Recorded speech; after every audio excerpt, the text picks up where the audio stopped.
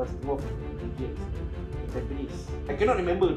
All I know, I was traveling around Avenue 8. Police report lah. One white car want to turn right, discretionary right turn. Then boom, langgar me. Then I flew. I hit the curb. Then I lost my memory. The paramedic report was that I keep repeating question.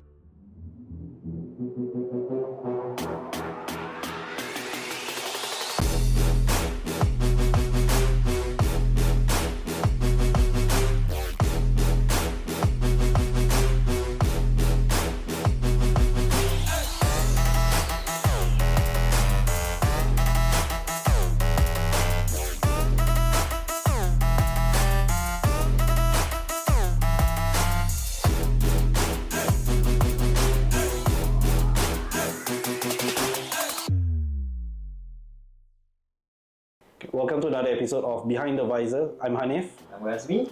And today, as you can see from our background, I think you should know who we are interviewing for today. Just a short introduction. I would say I will pay homage to them because they are basically the OGs of YouTube and also content creation. So, in a way, I feel very honored to, be in their studio and be able to interview them. And they are none other than... Oh my gosh, malu aku. I've never been this side of the seat. Never been introduced. Usually it's the other side. Because now I know how the interviewees feel because they always say, malu lah. Alamak, malu segan aku. Then they keep laughing. Now I know why. My heart was beating, when you guys started introduction. How does it feel to be on the other side? Oh, nervous gila lah. But okay, let's do this, man. This is what we are here for. And today I am Farhan. And I'm Fizo. I'm the co-founder lah for Tambak Overlanders, Visor. And Fizo is the business development manager. Okay lah, basically we all help each other, but just to have an official title. So that's actually the official title. Business Development Manager. Something like that. My official title is Content Creation Manager. Oh, okay. So I'm doing the media side of Tambak lah, can say lah. So once again, thank you guys for coming here. For me, when Hanif DM me wanting to do podcast, I was like, okay, let's do it, man. I mean, usually we interview people, now we also want to share our story lah. So actually, we are very honored lah to have them. Really lah. The honor is ours. A lot of people will say like, the reason why I bought this bike is because we watch your reviews. We get it a lot actually. We get it a lot like MBW also for me lah. Like MBW, people come up to me they say, I buy my bike because of you. Wow, I watch your reviews, I watch the videos, I love your riding trips. It's like, wow, entertaining. Wow, it's like terharu, like touching, like that feeling is just an awesome feeling. Yeah, to help the community, right, especially in motorcycles. I think for Singapore-wise, other than Sharil B, he's really the OG. Actually, he's before you guys. He's before us. Really? He's before us. Okay. So 2019 but our story is very weird lah. Actually, the channel has started to do with bikes in the beginning. Okay, that time I started vlogging. The reason being I started vlogging is because I got depressed lah over something that happened to me over some social media posts. And then I got into trouble, and then it's like these people, they warn me lah. They say I don't post anything related to this whatever, So I like banned myself from Facebook, Instagram for quite a while lah. Then I follow this vlogger. I don't know if you guys know him. His name is Casey Neistat. Casey Neistat. He's like my idol, and then he goes around New York City, just living his day and then recording his every moment. And then I'm like intrigued, like wow, this guy, he's just living his life and recording everything on camera, and he can make money from it.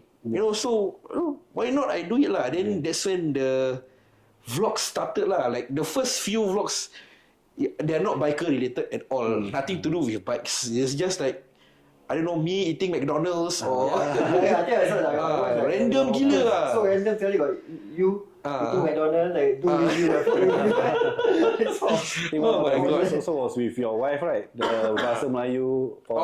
Then she wasn't my wife. Then she wasn't my wife. She actually, I met her because to want to do video. Really? Yes, that's how I met her. So that's the first time you met her? Yes, really. That's the first time I met her. I got to know her through Boost Match. Wow, really? Yes. Yeah. What are the odds? Interesting. Get Indian, get married. Alhamdulillah lah. That's the story lah. So, how it transitioned into bikes was very weird lah, because I think that time Zah got a new motorbike. It was a Honda Tourism.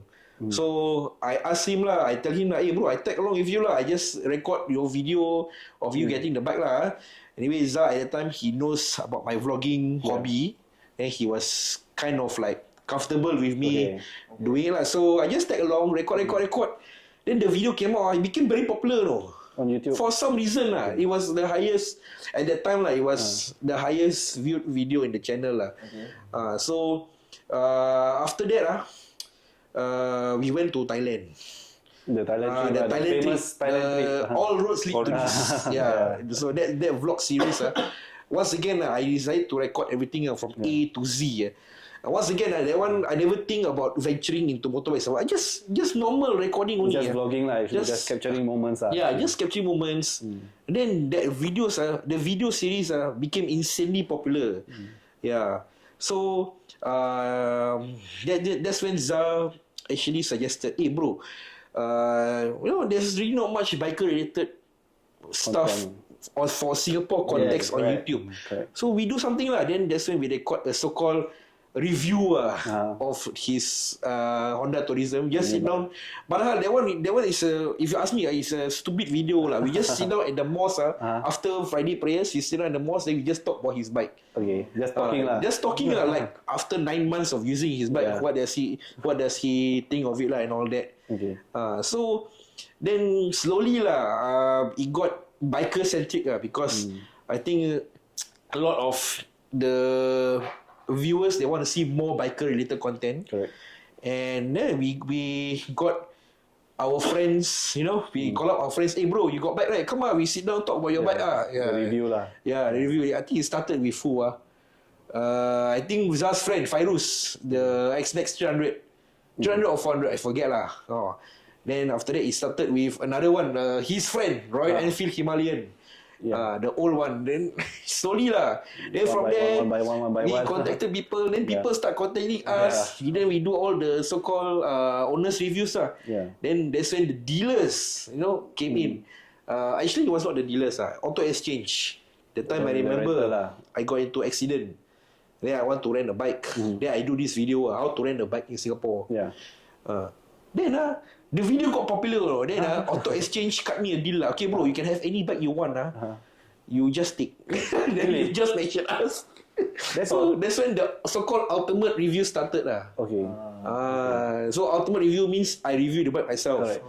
Owner's review is from the owner will come in and So from there we build ourselves up How long did it take?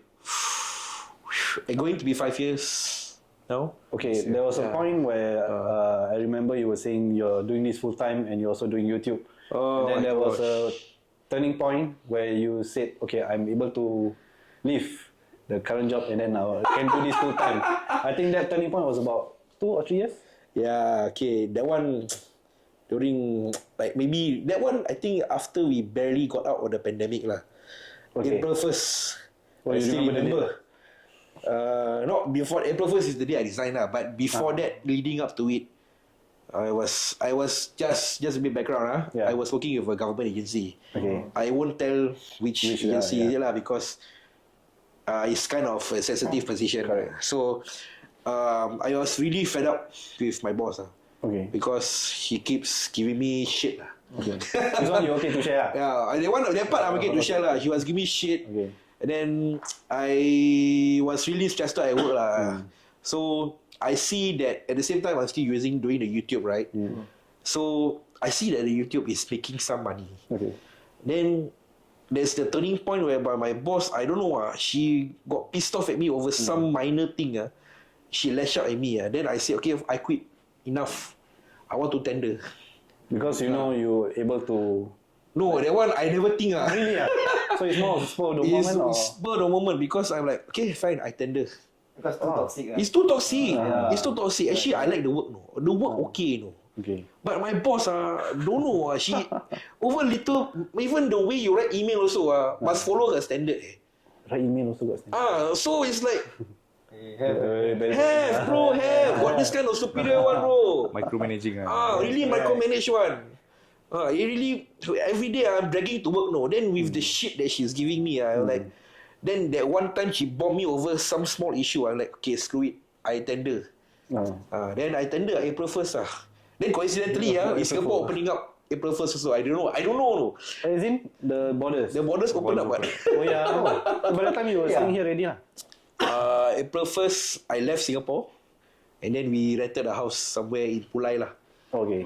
Somewhere in Pulai. And then after that, we got our own house. And Alhamdulillah lah. Now, I settled down here lah, basically. It's a good location. I'm still, how to say, Singapore-based because most of my work and my dealings is still in Singapore. Okay. Yeah. So, basically, I quit my job. I decided to do full-time. And it's then like not knowing you have something concrete, like you have something that you really like to do also, like vlogging, motorcycle. Then like, I got something else like just go only lah. Okay, to be frank when I quit at that point I was earning 300 per month on YouTube. Okay. It was consistently like 300, some months 200 more, plus. So I was thinking to myself lah, during the 1 month tender, right? I think maybe if I work on this harder, can do lah, can build up can do something about it lah. Then eventually I left my job. Then I just keep doing what I do. Every day is a hustle lah. Every day I'm at my desk editing videos. Which year was that? Which year was that? Like border open when? 2022. I forget. I think the pandemic all forget already. I mean, it was a very stressful period also for all the government agencies. Yes. So 2022. Hormat frontliners. I was one of them. I was once one of them. Okay. So at that point in time, how many subscribers were you with? I think at that point like 3,000 already lah. 1,000 plus or 2,000. I forget already. But actually, so after that, actually exponential lah, because now the subscribers they're like zoom. Yeah. I wouldn't say it's a rapid increase. But it's slightly more than what it used to lah. The climb is slightly more, it's steeper lah than before lah. Yeah. Because if you ask me, the Singapore market is small. Yes. And Singapore, being very public transport oriented. Yep. We've been brainwashed since young. Public transport is good. Public transport is better. Public transport is faster. Yes. But if you tell me it's a lot of bullshit lah.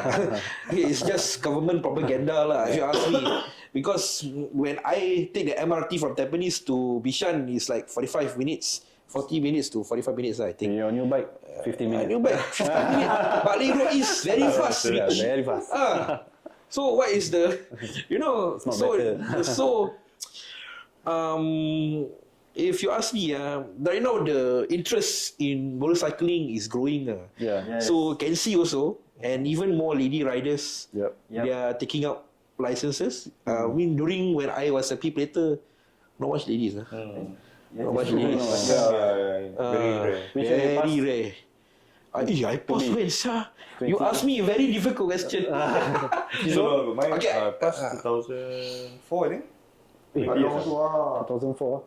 I'm not as young as you lah. During my working days after NS, then I take. Yours is after NS. Because I did take before during my IT time. Then I keep feeling until no money. Give up. So only after NS then you continue lah. Only after NS when got disposable income. Then whack the revision bro. Whack only. Especially got a lot of years. Mine is 2013. 2013. Yeah. So how many bikes have you had? This is my third bike only. Seriously? 2B one bike, 2A one bike, then this one. Serious I've ridden this bike for 9 years already. Coming to NCOE, yeah. Yeah. So every bike you ride, okay, your first bike, how long you ride? A couple of years only.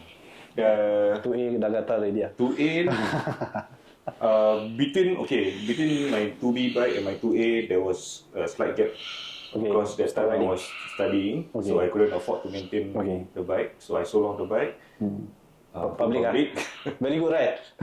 Okay, but luckily that time I got a family car lah. Oh, okay. So So can sometimes I would drive lah.